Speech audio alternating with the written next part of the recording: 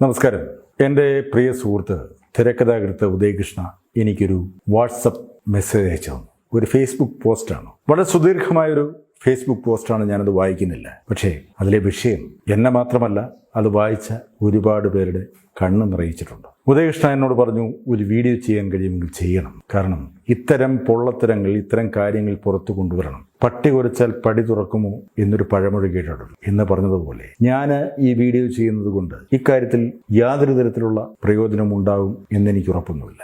പക്ഷേ എൻ്റെ മനസാക്ഷിക്ക് ശരിയെന്നും തോന്നുന്നൊരു കാര്യം അത് പറയുക എന്ന് പറയുന്നത് ആനന്ദദായകമാണ്. ഈ വിഷയം പ്രത്യേകിച്ചും ബിജു PV എന്ന് പറയുന്ന 51 വയസ്സുള്ള ഒരു മനുഷ്യൻ, ഒരു ഗ്രഹനാഥൻ 2023 ഫെബ്രുവരി 6 മരിച്ചു. കോതമംഗലംകാരനാണ്. 2 കുട്ടികളും ഭാര്യയും അടങ്ങുന്ന ആ കുടുംബത്തിന് നാഥനായിരുന്ന ആ മനുഷ്യൻ 51ാമത്തെ വയസ്സിൽ മരിക്കുമ്പോൾ വിധി എന്ന് പറഞ്ഞ ആശ്വാസം കൊള്ളുന്നവരുണ്ടാകും. പക്ഷേ ഇവിടെ ആ ഫേസ്ബുക്ക് പോസ്റ്റ് വായിക്കുമ്പോൾ ഒരു വേദനാജനകമായ കാര്യമാണ് നമുക്ക് ബോധ്യമാവുക. എറണാകുളത്തെ പഞ്ചനക്ഷത്ര ഹോസ്പിറ്റലാണ് ആസ്റ്റർ മെഡിസിറ്റി. ഒരുപാട് വിദേശികൾ, പ്രത്യേകിച്ചും അറബി നാടുകളിൽ നിന്നും വരുന്ന ഒരുപാട് സമ്പന്നർ അവിടെ അവയവമാറ്റവും മറ്റ് രോഗചികിത്സകളും തേടി തിരിച്ചു പോകാറുണ്ട്. കോടിക്കണക്കിന് രൂപയാണ് ആസ്റ്റർ മെഡിസിറ്റിയുടെ വരുമാനം. ആസ്റ്റർ മെഡിസിറ്റി എക്സ്ചേഞ്ചുകളിൽ ലിസ്റ്റ് ചെയ്തിട്ടുള്ള ഒരു സ്ഥാപനമാണ്. ദിനംപ്രതി അതിൻ്റെ ഷെയർ നിരക്കുകൾ കൂടി വരികയാണ്. ഒരു സ്ഥാപനത്തിൻ്റെ അല്ലെങ്കിൽ ഒരു വ്യവസായ സ്ഥാപനത്തിൻ്റെ ഷെയർ മാർക്കറ്റിലെ ഷെയറിൻ്റെ നിലവാരം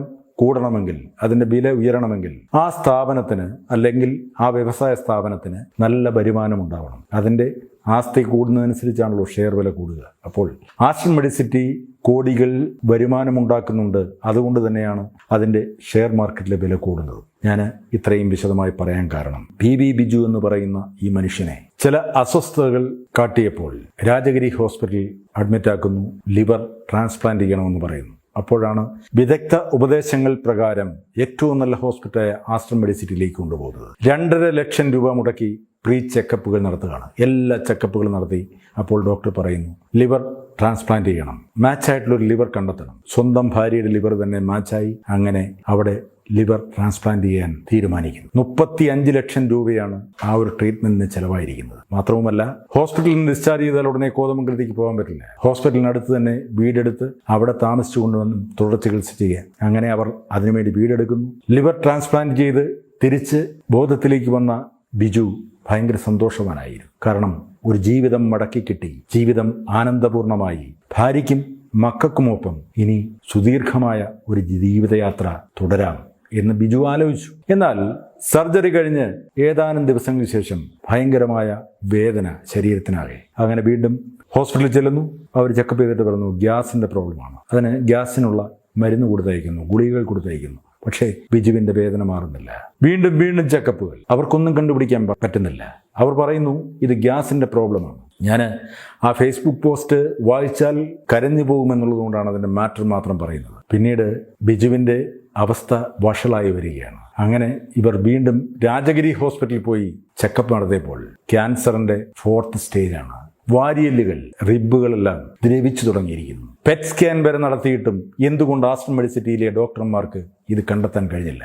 അവരുടെ തികച്ചും ന്യായമായൊരു ചോദ്യമാണ്. എന്തിനു വേണ്ടിയാണ് ഈ 5 സ്റ്റാർ ഹോസ്പിറ്റലിന് ലേബൽ വെച്ച് അവിടെ ഇരിക്കുന്നത്? അവിടെ വലിയ വില കൂടിയ ഡോക്ടർമാർ ഭയങ്കര ശമ്പളം കൊടുത്തിരുത്തിയിരിക്കുകയാണ്. ഏറ്റവും മഹത്തരമായ ചികിത്സ എന്നാണ് പറയുന്നത്. എന്താണ് ബിജുവിന് സംഭവിച്ചത്? ഒരു ചെറിയ ഭാഗം മാത്രം ഞാൻ ആ ഫേസ്ബുക്ക് പേജിലെ വായിച്ചു കേൾപ്പിക്കാം. നിങ്ങളിത് കേൾക്കണം. 95% വിജയസാധ്യത പറഞ്ഞ ഒരു സർജറിയിൽ നിന്നും 3 മാസം കൊണ്ട് ആളെ തന്നെ കിട്ടാത്ത അവസ്ഥയിലേക്ക് എങ്ങനെയാണ് കാര്യങ്ങൾ എത്തിയത്? എന്താണ് ആസ്റ്റർ മെഡിസിറ്റി പറഞ്ഞ ട്രാൻസ്പ്ലാന്റ് സക്സസ്? സർജറി കഴിഞ്ഞ് രോഗി കണ്ണു തുറക്കുന്നത്. ഏറ്റവും ആധുനികമായ സൗകര്യങ്ങളുള്ള ആസ്റ്റർ മെഡിസിറ്റിയിലെ പേരുകേട്ട ഡോക്ടർമാർക്ക് എന്തുകൊണ്ട് ഏട്ടന്റെ രോഗാവസ്ഥ ഇത്രയും വഷളാണെന്ന് നേരത്തെ മനസ്സിലാകാതിരുന്നത്? 2.5 ലക്ഷം രൂപ ബില്ല് ചെയ്ത പ്രീ ചെക്കപ്പ് എന്തിനു വേണ്ടിയായിരുന്നു? അതുകൊണ്ട് ആസ്റ്റർ മെഡിസിറ്റി എന്താണ് ഉദ്ദേശിച്ചത്? ഒരു സാധാരണ സ്കാനിങ്ങിൽ പോലും മനസ്സിലാകുമായിരുന്ന കാര്യങ്ങളും ക്യാൻസറിന്റെ വ്യാപ്തിയും ലക്ഷങ്ങൾ ചെലവ് വന്ന ടെസ്റ്റുകളും 2 പെറ്റ് സ്കാനും നടത്തിയിട്ടും അവർക്ക് മനസ്സിലാകാതിരുന്നത് എന്തുകൊണ്ട്? അതും മെഡിസിൻ മുതൽ സൈക്യാട്രി വരെയുള്ള സകല വിഭാഗങ്ങൾ പരിശോധിച്ചിട്ടും എന്തിനായിരുന്നു പ്രീ ചെക്കപ്പ് എന്ന പ്രഹസനം? ജീവിക്കാനുള്ള കൊതി കൊണ്ടും എല്ലാം വിറ്റുപെറുക്കി മുന്നിലെത്തുന്ന രോഗികളുടെ മേൽ ബില്ല് കൂട്ടാൻ വേണ്ടിയുള്ള ഒരു തട്ടിപ്പ് മാത്രമാണ്. ഇത്രയും ടെസ്റ്റുകൾ നടത്തിയിട്ടും ക്യാൻസർ പടർന്ന് വാരിയിലകൾ വരെ ദ്രവിച്ചു പോയിരുന്നു എന്ന് ആദ്യത്തെ സർജറി ചെയ്തപ്പോൾ അവർ കണ്ടെത്താതിരുന്നത് എന്തുകൊണ്ടാണ്?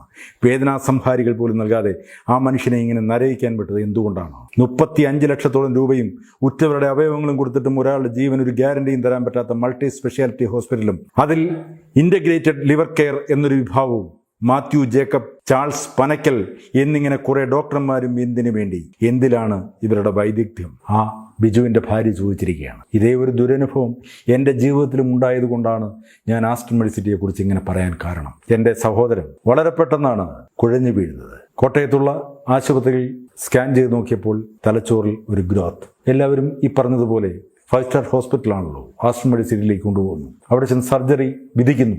ഞാൻ ആ ഡോക്ടറോട് കയറി ചോദിച്ചു, ഡോക്ടർ സക്സസ് ആകുമോ? 70 വയസ്സിന് മേൽ പ്രായമുണ്ട്. ആ ഡോക്ടർ പറഞ്ഞത് 99% സക്സസ് എന്നാണ്. അപ്പോൾ മക്കൾക്കും ഭാര്യയ്ക്കും എല്ലാവർക്കും ആശ്വാസമായി അവർ ചെയ്യണമെന്ന് പറയുന്നു. തത്സമയം 8.5 ലക്ഷം രൂപയാണ് അവിടെ അടയ്ക്കുന്നത്. അതടച്ചെങ്കിൽ ഈ സർജറിക്ക് കൊണ്ടുപോകും. അങ്ങനെ അടുത്ത ദിവസം രാവിലെ 7:30 മണിക്ക് സർജറിക്ക് കൊണ്ടുപോകുന്നു. ഞാൻ എറണാകുളം സിറ്റിയിലേക്ക് പോരുന്നു. ഭാര്യയും മക്കളും പ്രാർത്ഥനയോടെ അവിടെ കാത്തിരിക്കുന്നു. വൈകിട്ട് ഞാൻ 5 മണിക്ക് തിരിച്ചു വരുമ്പോൾ രോഗിയെ റൂമിലേക്ക് കൊണ്ടുവന്നിരിക്കുന്നു. രോഗിക്ക് നല്ല ബോധമുണ്ട്. എൻ്റെ ചേട്ടൻ എന്നോട് സംസാരിക്കുന്നു. അപ്പോൾ ഞാൻ ആലോചിച്ചു, ഇത്രയും മേജർ ഒരു സർജറി എന്ന് പറഞ്ഞിട്ട് ഇത്രയും പെട്ടെന്ന് സർജറി കഴിഞ്ഞ് തിരിച്ചു കൊണ്ടുവന്നിരിക്കുന്നു. ചിലപ്പോൾ ഏറ്റവും അത്യന്താധുനിക ചികിത്സാ രീതി കൊണ്ടായിരിക്കാം, ഏറ്റവും മിടുക്കനായ ഡോക്ടർ ആയതുകൊണ്ടായിരിക്കാം. എന്തായാലും ഒരാഴ്ചക്കുള്ളിൽ അവിടുന്ന് ഡിസ്ചാർജ് ചെയ്തു. ഒരാഴ്ച കഴിഞ്ഞ് കോട്ടയത്ത് വന്ന് ഞങ്ങൾ ഒന്നുകൂടി സ്കാൻ ചെയ്ത് നോക്കുമ്പോൾ ആ ഗ്രോത്ത് അതേപോലെ തന്നെ, സർജറിക്ക് മുമ്പെടുത്ത ആ സ്കാനിങ് റിപ്പോർട്ടിലെ അതേ വലിപ്പം. ഈ റിപ്പോർട്ടുമായി ഞങ്ങൾ വീണ്ടും അവിടെ ചെല്ലുന്നു. അപ്പോൾ ഡോക്ടർ പറയുന്നു, ഇത് കൂണ് പോലെയാണ്, പെട്ടെന്ന് വളർന്നു പോകുന്നു, അത് സർജറി കഴിഞ്ഞിട്ട് വളർന്നതാണ്. ഏതായാലും ആ ഡോക്ടർ പറയുന്നു, നിങ്ങൾ കീമോ സ്റ്റാർട്ട് ചെയ്തോളൂ. ഞാൻ റിക്വസ്റ്റ് ചെയ്തു, കീമോ കൊടുക്കരുത്. പക്ഷേ മക്കൾക്കും ഭാര്യയ്ക്കും ഒക്കെ വീണ്ടും ജീവിതത്തിലേക്ക് തിരിച്ചു വരുമെന്നുള്ള ആ ഒരു ആഗ്രഹം. 3ാമത്തെ കീമോ കഴിഞ്ഞപ്പോൾ എൻ്റെ ചേട്ടൻ തളർന്നു വീണു, സ്ട്രോക്കായി. 10 മാസത്തോളം ഒരു വെജിറ്റബിൾ പോലെ ശബ്ദിക്കാനാവാതെ, ബോധമില്ലാതെ നരകിച്ചു കിടന്നു. ഇതാണ് ആസ്റ്റൺ മെഡിസിറ്റി. അപ്പോൾ പി വി ബിജുവിന് ഇങ്ങനെ സംഭവിച്ചതിൽ തെറ്റ് പറയാനില്ല.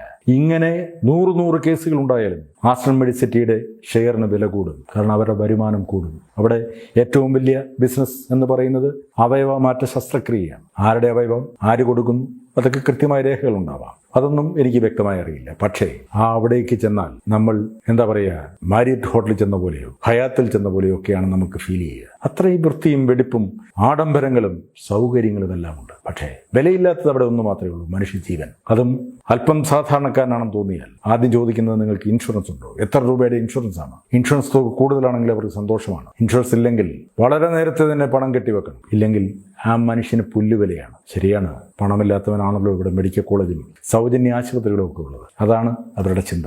എനിക്ക് അവസാനത്തെ ഒരു റിക്വസ്റ്റ് ഇത്രയേ ഉള്ളൂ. ബിജുവിന് നഷ്ടമായ ജീവൻ നിങ്ങൾക്ക് തിരിച്ചു കൊടുക്കാൻ കഴിയില്ല. പക്ഷേ അവർക്ക് കുടുംബം വിറ്റും കെട്ടുതാലി വിറ്റും കൊണ്ടുവന്ന് നിങ്ങൾക്ക് തന്ന ആ 35 ലക്ഷം രൂപയെങ്കിലും തിരിച്ചു കൊടുക്കാൻ പറ്റും. നഷ്ടപ്പെട്ട ജീവൻ അതവർക്ക് ജീവിതകാലം മുഴുവൻ വേദനയായിരിക്കാം. പക്ഷേ ഈ പണം അവർക്ക് ചിലപ്പോൾ ജീവിതത്തിൽ എന്തെങ്കിലും പ്രയോജനപ്പെട്ടേക്കാം, ഒരാശ്വാസമായേക്കാം. നിങ്ങൾക്ക് മനുഷ്യത്വമുണ്ടെങ്കിൽ, മനസാക്ഷി ഉണ്ടെങ്കിൽ നിങ്ങൾ അതാണ് ചെയ്യേണ്ടത്. ബിജുവിനെ ചികിത്സിച്ച ഡോക്ടർമാർ അവർ മേടിച്ച പണം തിരിച്ചു കൊടുക്കണം. അവർ മേടിച്ച ശമ്പളം 1 മാസത്തെ ശമ്പളമാണെങ്കിൽ അത് തിരിച്ചു കൊടുത്തുകൊണ്ട് ആസ്റ്റൺ മെഡിസിറ്റിയുടെ ആ മുതലാളിയോട് പറയണം, നിങ്ങൾ ആ പണം തിരിച്ചു കൊടുക്കുക. ഇല്ലെങ്കിൽ ഇതൊക്കെ മേടിച്ചു വെച്ചിട്ട് എവിടെയാണ് നിങ്ങൾ അനുഭവിക്കാൻ പോകുന്നത്? നിങ്ങളുമൊക്കെ ഈശ്വരനെ തന്നെ വിളിച്ചാണല്ലോ പ്രാർത്ഥിക്കുന്നതും ജീവിക്കുന്നതും. ഇത്ര മാത്രമേ ഇപ്പം പറയാൻ കഴിയുള്ളൂ. ബിജുവിൻ്റെ ആത്മാവിന് നിത്യശാന്തി. പ്രിയപ്പെട്ട ഉദയകൃഷ്ണൻ ഈ വിഷയം എന്നിലേക്ക് തന്നതിനും എന്നെ അത് ചെയ്യാൻ പ്രേരിപ്പിച്ചതിനും 100 നന്ദി. Thank you.